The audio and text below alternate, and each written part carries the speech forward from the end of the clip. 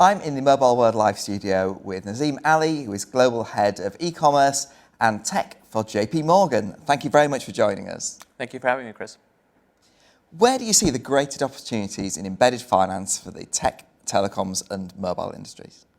Yeah, so I think for TMT, right, they kind of were the original super app, if you think about it, right? Like so much data as it relates to their clients, whether those are consumers or whether there's businesses, and sort of just the way that they conduct their lives. And so I think with the telco industry, they've always been about partnerships, about connectivity, and so whether it's just my data plan, whether it's around media, whether it's around subscriptions, I think the only difference now with embedded finance is they have the ability to directly monetize it as opposed to a partner or referral model.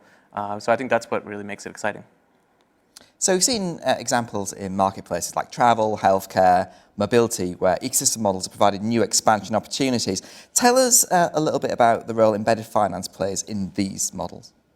Yeah, so I mean, I think it's a bit of an evolution, right? So early 2000s tech, you had the Googles, the Facebooks of the world, and advertisements were a path to monetization.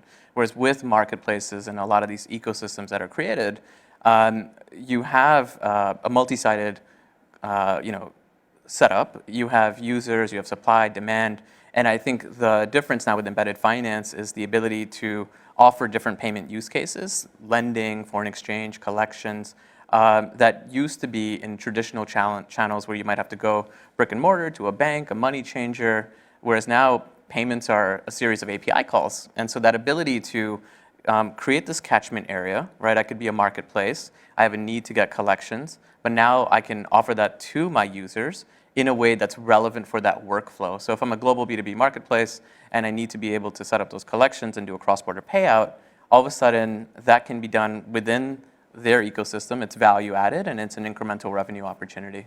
So I think that's kind of how I see it.